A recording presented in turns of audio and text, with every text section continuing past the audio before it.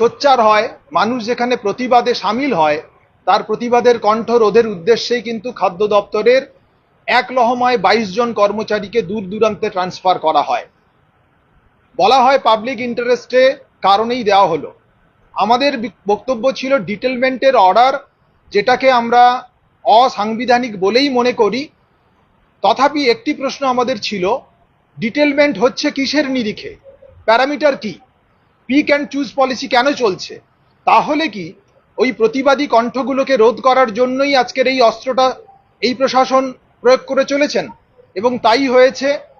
আমি ব্যক্তিগতভাবে বলতে পারি, যদি সত্যি পাবলিক ইন্টারেস্টেই একজন কর্মচারীর তার যে পরিষেবা যদি সরকার পেতে চাইতেন, তাহলে তাকে দূর দূরান্তে বদলি করে মূলত তার সময়টাকে অপব্যবহার করা হচ্ছে, তার যে এক্সপার্টাইজ সেটাকে কিন্তু কাজে লাগানো যায় না। ফলে জনগণের সেবার পরিবর্তে দেখা গেল যে অ্যাকচুয়ালি তাকে বিপদে ফেলা হচ্ছে, তার যে আন্তরিকতা এবং কাজের যে তার দক্ষতা সেটাকে বরং নষ্ট করা হচ্ছে। আজকের মাননীয় শ্রী শিবাশচন্দ্র তেওয়ারি মহাশয়, আমি বলবো এই 58 বছর বয়সে এটা সম্পূর্ণভাবে তাকে যেভাবে বদলি করা হলো ওই দূর দূরান্তে, এটা সম্পূর্ণভাবে একটা প্রতিহিংসামূলক একটি বদলি। এবং তার একটি বাচ্চা রয়েছে, সন্তান, বাবা মা অসুস্থ, এই অবস্থাতে যেখানে তাকে পাঠানো হচ্ছে এটার তীব্র প্রতিবাদ করছি আমরা। এবং আজকের সমগ্র মানব সমাজের কাছে আমাদের একান্ত অনুরোধ যে আজকের যারা বলছেন যে কর্মচারীরা, সরকারি কর্মচারীরা, তারা তাদের পরিষেবা কেন দেবে না, কেন তারা মাইনে পায়, কেন তারা পরিষেবা দেবে না, আজকের সমগ্র মানব সমাজের কাছে, আমাদের রাজ্যবাসীর কাছে আমাদের একটি আবেদন যে এতে পরিষেবা বরং বিঘ্নিত হচ্ছে।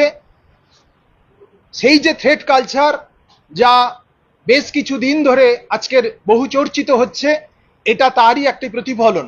এই থ্রেট কালচারের শিকার হতে হচ্ছে রাজ্য সরকারি কর্মচারী, শিক্ষক, ডাক্তার, নার্স, পৌর কর্মচারী সবাইকে।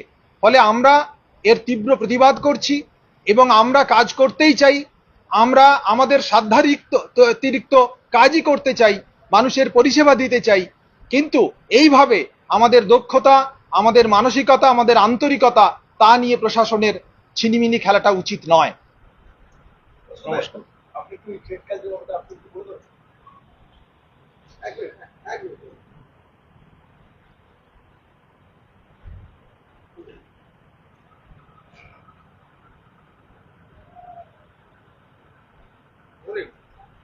থ্রেড কালচার বলতে এটা তার নতুন কোনো শব্দবন্ধ নয়, বরং বিগত 13 বছর ধরে আমরা এটা দেখে আসছি।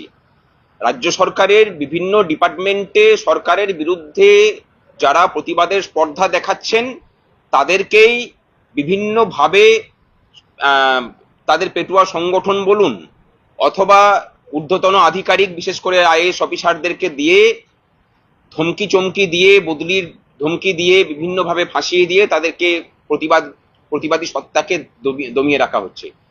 একটা কথা বলি যে বিগত 1.5 বছর ধরে যে লড়াই চালিয়ে যাচ্ছে, আজকে আপনাদের সামনে, সকলের সামনে কথা দিলাম যে এই রাজ্য সরকারের বিভিন্ন ডিপার্টমেন্ট থেকে এই থ্রেড কালচারের অবসান আমরা ঘটাবো। এটা মানে যেভাবে চলছে তার অন্তিম সীমায় পৌঁছেছে, সেটার অবসান হবে। এবং বিশেষ করে সরকারি যারা কর্মচারী সংগঠন আছেন তারা এর মূল হোতা বলেই আমরা মনে করি, যে যাতে করে তাদের দিকে মানুষ নেই, কারণ তারা সরকারি কর্মচারীদের কথা তারা বলতে পারেন না। যারা সরকারি কর্মচারীদের কথা, শূন্য পদে কেন নিয়োগ নেই এবং সেই নিয়োগ না থাকার জন্য সাধারণ মানুষ সরকারি পরিষেবা পাওয়া থেকে বঞ্চিত হচ্ছেন, সেই প্রশ্নগুলো যারা তুলছেন তাদেরকে এই থ্রেড কালচারের শিকার হতে হচ্ছে। এই থ্রেড কালচার তো প্রত্যেকটা মানুষের জীবনে আছে, এটা তো এখান থেকে বাইরে কেউ নেই। এমনকি ভোট দিতে গেলেও মানুষের ভোটাধিকারকে যে কেড়ে নেওয়া হচ্ছে, আমরা মনে করি যে সেটাও একটা থ্রেড কালচারের অংশ, মানে বৃহত্তর অ্যাসপেক্টে ধরতে গেলে।